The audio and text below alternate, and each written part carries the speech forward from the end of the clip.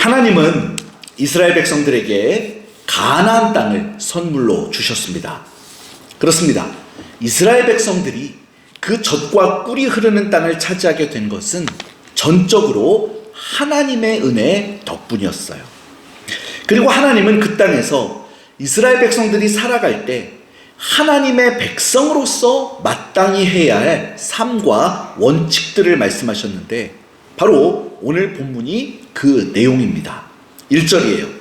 여호와의 사자가 길갈에서부터 복임으로 올라와 말하되 내가 너희를 애굽에서 올라오게 하여 내가 너희의 조상들에게 맹세한 땅으로 들어가게 하였으며 또 내가 이르기를 내가 너희와 함께한 언약을 영원히 어기지 아니하리니. 여러분, 오늘 본문에 보면 일단 하나님의 사자가 길갈에서부터 복임으로 올라와서 하나님의 말씀을 전했다고 기록합니다. 여러분, 길갈이 어떤 곳입니까?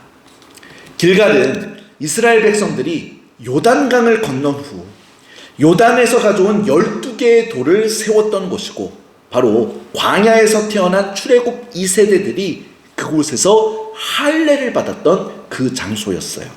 즉 이제 본격적인 가나안 땅 정복 전쟁을 앞두고 그들이 진정 하나님의 언약 백성 되는 것을 다시 한번 되새겼던 장소가 길갈이었습니다. 따라서 지금 하나님의 사자가 길갈에서부터 올라와서 말했다라는 것은 이스라엘 백성들이 언약의 백성이었음을 다시 상기하도록 하려는데 그 초점이 있었습니다. 그리고 이를 위해서 하나님의 사자는 다음과 같은 하나님의 뜻을 전해요. 먼저 하나님이 얼마나 풍성한 은혜를 그들에게 부어주셨는가를 전합니다. 그렇습니다. 하나님은 이스라엘 백성들의 조상들에게 약속하신 것을 끝까지 다 지켜내셨습니다. 그리고 바로 그랬기 때문에 지금 그들이 가나안 땅에 잘 정착해서 살 수 있었던 것이죠. 그러므로 하나님은 애초에 그들이 반드시 해야 할 것도 알려주셨었습니다. 2절 상반절이에요. 너희는 이 땅의 주민과 언약을 맺지 말며 그들의 제단들을 헐라하였거늘. 그렇습니다. 하나님은 가나안 땅에 사는 가나안 족속들과 언약을 맺지 말고 그 제단들을 헐라고 말씀하셨습니다.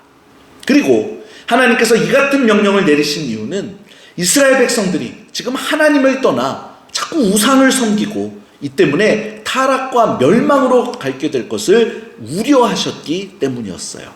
여러분, 지난번에도 한번 말씀드렸습니다.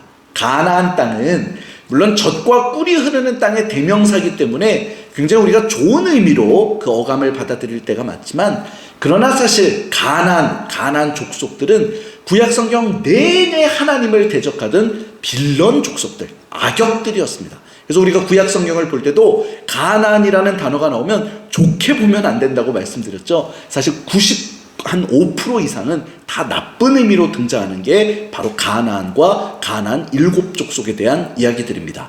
여러분, 그래서 출애굽도 우리가 이렇게 봐야 돼요.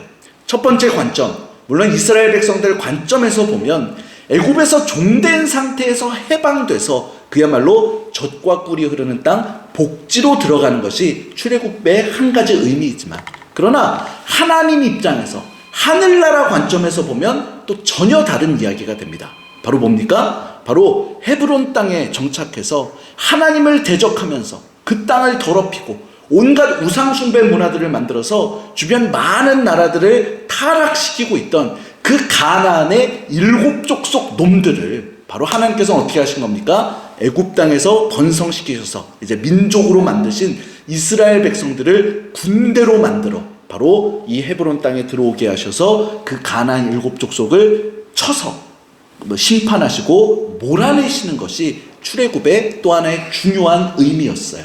그래서 정말 이스라엘 백성들이 가나안에 들어와서는 절대 그들에게 동화되지 말고 정말 하나님을 대적하고 우상숭배 퍼뜨리던 가나안 7족속을 철저히 몰아내는 게 그들의 중요한 임무였습니다. 근데 문제는 뭡니까? 이스라엘 백성들이 정작 가나안 족속들을 다 몰아내질 않고 오히려 그들의 문화를 수입하고 동화되면서 타락하는 게 문제였고 벌써 이 4세기 초입 부분에는 그런 위험성이 나타나고 있었다는 겁니다. 즉, 이 앞장 뒷부분에 나오지만 그들은 가나안 족속들을 다 쫓아내지도 않았고 심지어 그들과 자꾸 계약을 맺으면서 함께 거하려고 했습니다. 그래서 하나님은 2절 하반절에 보시면 너희가 내 목소리를 듣지 아니하였으니 어찌하여 그리하였느냐 책망을 하시는 거예요. 그러면서 하나님은 그들에게 이렇게 선언하십니다. 3절이에요. 그러므로 내가 또 말하기를 내가 그들을 너희 앞에서 쫓아내지 아니하리니 그들이 너희 옆구리에 가시가 될 것이며 그들의 신들이 너희에게 올무가 되리라 하였노라. 그렇습니다. 하나님께서도 화가 나셨어요. 이 가나안 족속들을 완전히 쫓아내고 이제 이스라엘 백성들이 거룩한 백성으로 그곳에 거하면서 거룩한 하나님 나라를 만들길 기대하셨는데, 근데 이스라엘 백성들이 그걸 안 하고 얘를 내버려 두고 자꾸 또 범죄하니까 하나님께서 에라, 그러면 차라리 걔네들을 그냥 내버려 두겠다. 그리고 그것이 이제 너희들을 징벌하고 너희들을 시험하는 틀이 될 것이다. 그 말씀을 하신 것이죠. 여러분, 그런데 일단 여기서 또 우리가 좀 생각해 보아야 하는 이 본문상의 문제가 하나가 있습니다. 먼저 첫 번째는 그들이 너희 옆구리에 가시가 될 것이며 라는 문구의 해석이에요. 여러분, 사실 히브리어 원문 성경에는요, 여기에 가시라고 하는 단어는 절대 들어가 있질 않습니다.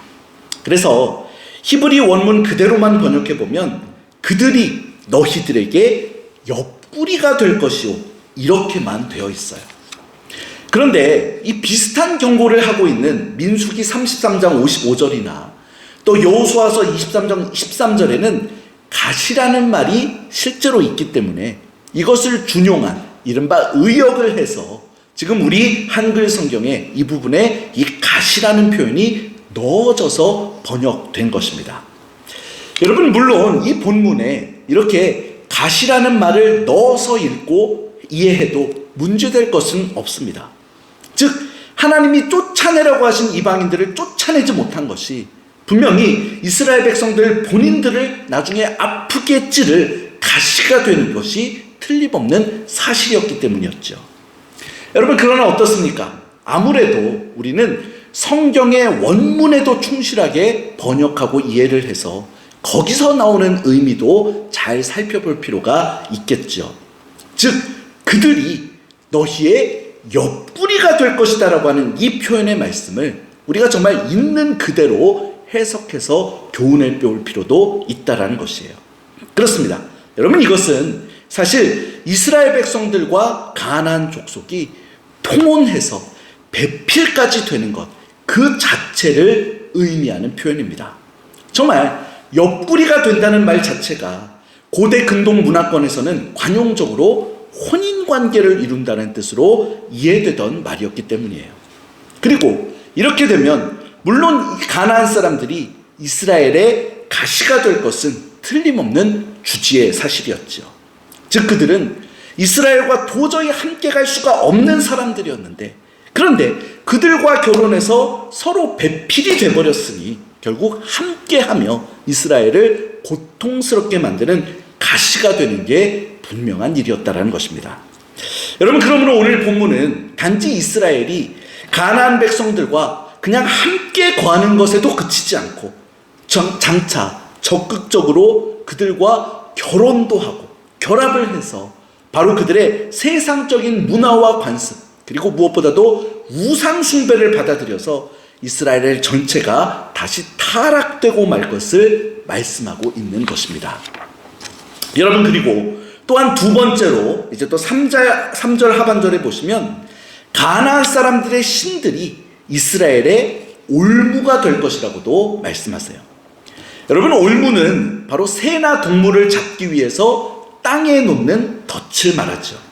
그리고 이 덫에 걸리면 발목뼈를 부러뜨리고 그 다친 발을 끌어당겨서 고통 속에 온몸 전체가 얽매여 버리게 됩니다. 따라서 바로 이런 올무는 사람 영혼을 잡기 위해서 가만히 엎드리고 있는 죄악을 연상하게 해줘요. 여러분, 우리가 창세기 4장 7절에 보면요, 하나님은 동생 아벨을 죽인 가인을 향해서 죄가 문 앞에 엎드려져 있느니라 라고 경고하셨더랬습니다. 그렇습니다. 가인은 자기 인생길 문 아래에 엎드려서 도사리고 있던 죄악에 의해서 그야말로 올무에 걸리듯 발목 잡혀서 자기 동생까지 살해하는 끔찍한 죄에 이르고 말았던 겁니다.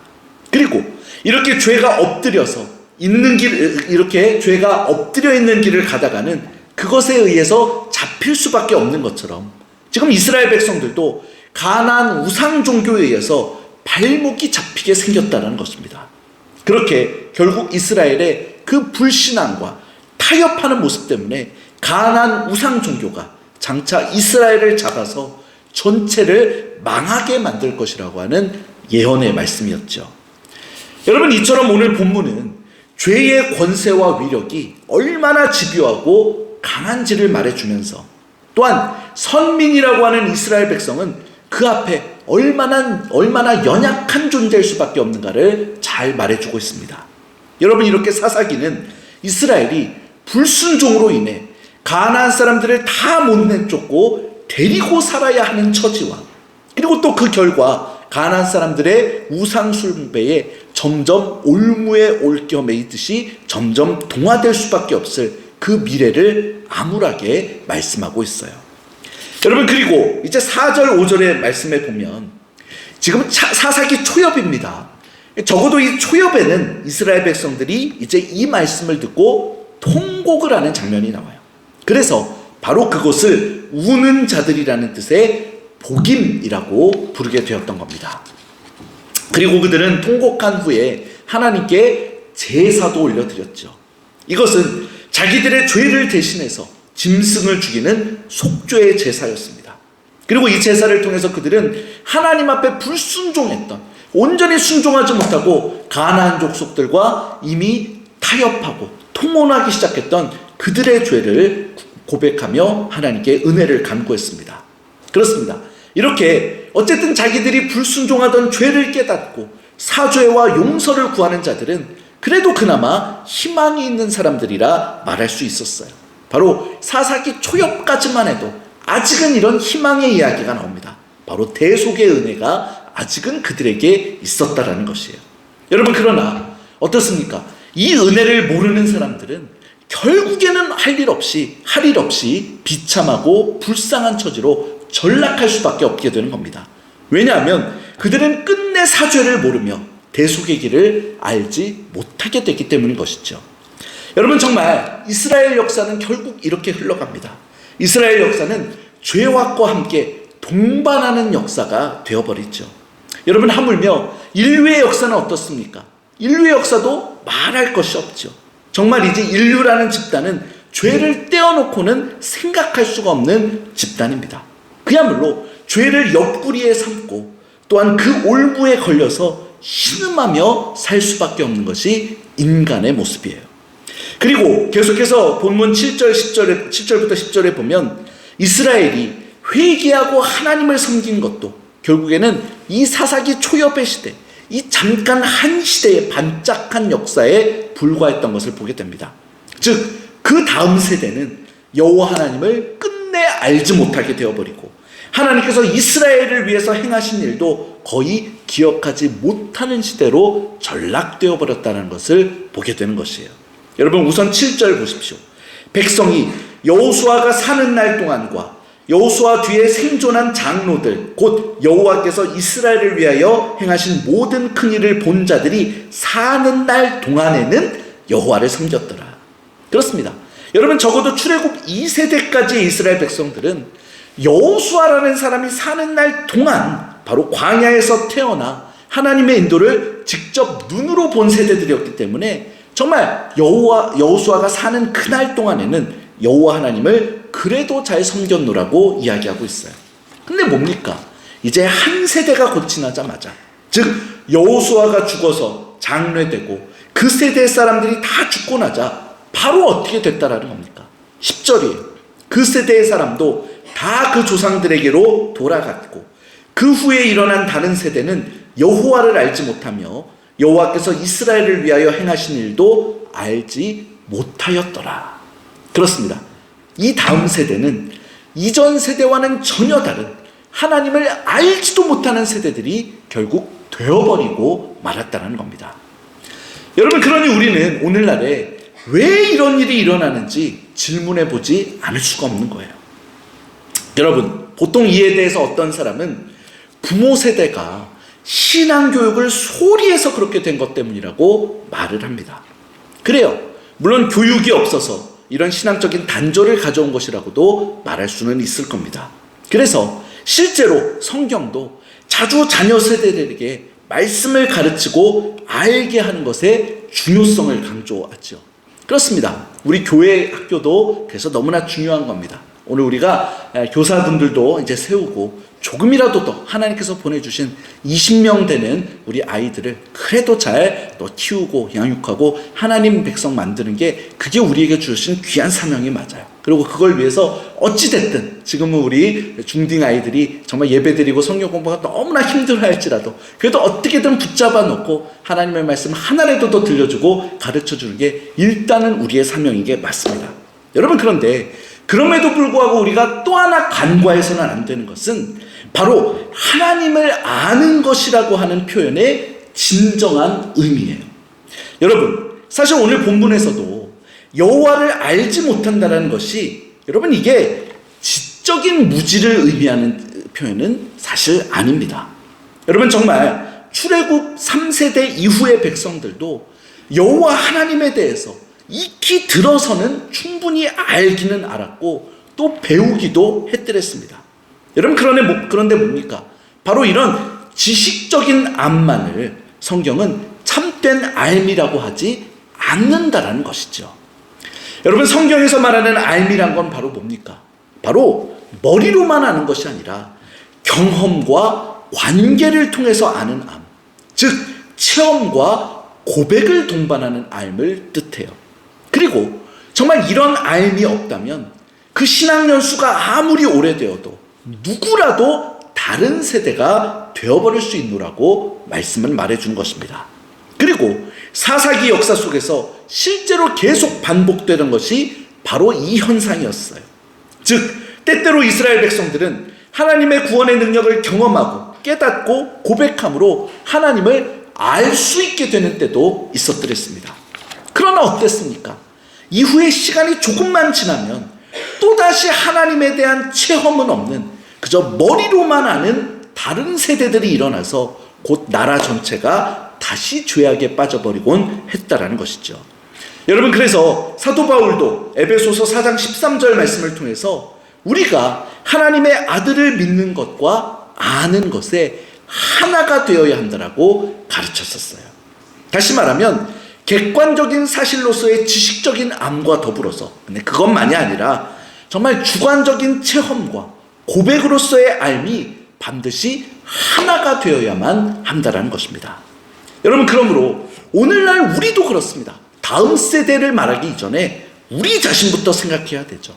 우리 신앙도 단지 아는 것에만 그쳐버리고 말면 또다시 얼마든지 내가 다른 세대로 변질될 수 있음을 기억해야 한다는 것입니다. 즉, 우리는 지적 믿음에 더해서 반드시 인격적, 체험적, 순종적인 믿음으로 나아갈 수 있어야만 한다는 것이에요. 그리고 이것이야말로 진정으로 하나님을 아는 신앙이라 말할 수 있게 되는 것입니다.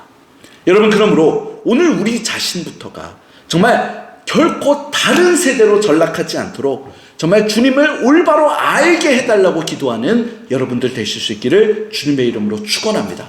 단지 성경의 몇 가지 내용을 아는 게, 머리로 아는 게 중요한 게 아니라 정말 이 성경 말씀이 내 삶 속에서 살아 나타날 수 있도록 내가 이 말씀을 순종하고, 그래서 하나님을 경험하고 이 말씀대로 살았더니 이런 것들이 이루어지더라, 이것을 간증할 수 있는 정말 살아있는 하나님에 대한 알을 말할 수 있는 저와 여러분들 될 수 있기를 주님의 이름으로 축원합니다. 또한 그것이 우리 자녀손들에게, 다음 세대에게 온전히 이어져서 우리 사랑하는 다음 세대가 정말 다른 세대로 전락하는 것이 아니라 말 그대로 하나님을 잘 알고 경험한, 하나님의 역사를 간직하고 세상에 나타내는 정말 올바른 다음 세대로, 믿음의 세대로 구축될 수 있도록 여러분 붙잡아 주시고 늘 기도해 주는 여러분 되실 수 있기를 주님의 이름으로 축원합니다. 여러분 다시 한번 말씀드려요. 하나님의 말씀을 귀로 듣고 머리로만 대충 아는 데서 그치는 게 아니라 반드시 이 말씀들을 삶의 구체적인 현장으로 가져가셔야만 하는 겁니다. 거기서 온전히 적용하고 실천하는 신앙을 통해서 정말 말씀 순종하는 자 위에 기쁘게 역사해 주시는 하나님을 체험적으로 알아야, 느껴야 그것이 바로 하나님을 아는 세대의 역사를 중단 없이 이루어갈 수 있게 되는 신앙이 되는 거예요. 여러분 아무쪼록 정말 살아있는 귀한 믿음을 나뿐 아니라 자자손손에게 온전히 본보여서 전할 수 있는 정말 순종과 실천과 그로 인한 놀라운 은혜의 경험 속에 정말 값진 역사를 이뤄나갈 수 있는 저와 여러분들 모두가 될 수 있기를 주님의 이름으로 축원합니다. 기도하겠습니다.